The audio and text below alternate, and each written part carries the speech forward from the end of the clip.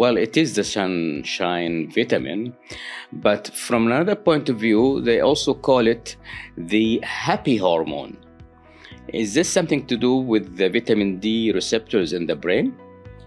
I mean, we know that even with our practice, those patients come with lethargy, malaise, low mood. When we give vitamin D, their mood will improve. So possible. So that's why probably it is a happy. And there is a lot of patients, when you give them vitamin D, they said we are better, more energy, and even our concentration is much better. So once you improve the mood and improve the tiredness, fatigue, of course we'll feel heavier.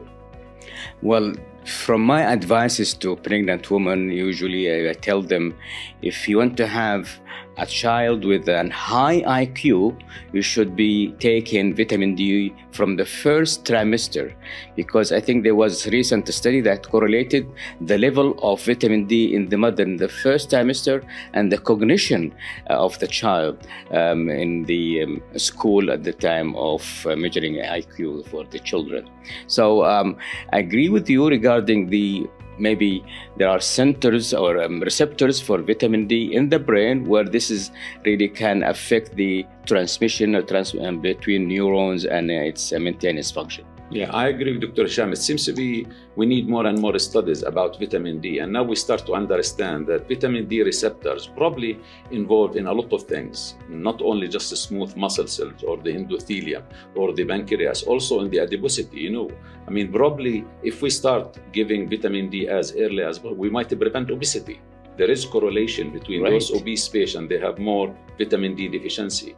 Are we going to probably prevent obesity in our children if we give more and more vitamin D to be sure that it is sufficient? Possible. So it seems to be vitamin D receptors probably in the brain, in the heart, in the other part of the body, on the fat cell, on the muscle cell, on the pancreatic cell, and it is an anti-inflammatory as well. So anything that prevents inflammation and oxidative stress will be beneficial for our body. And for that purpose, I think we can find vitamin D can help reduce the love for food, for example. Possible. Yes, so that people don't get really fat and obese. Yeah. And also vitamin D, as you know, it might increase the energy expenditure. So probably it might decrease weight. So it is very important that we have vitamin D supplement for those obese patients.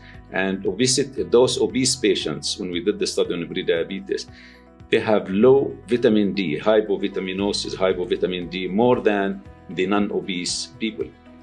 Great. So that means we have to look into the BMI and the level of the vitamin D. Is there a correlation? Has it been done, BMI and vitamin D? I have there is. I mean, we know that those obese people, they have less vitamin D in their body, the level, than non-obese. So probably, possibly, we have to, especially those obese at risk of having type 2 diabetes or in their pre-diabetes. So vitamin D supplement will be probably beneficial for them. So there's kind of inverse relationship between the vitamin D level and the BMI. Yes, you're absolutely right. Oh, this is beautiful.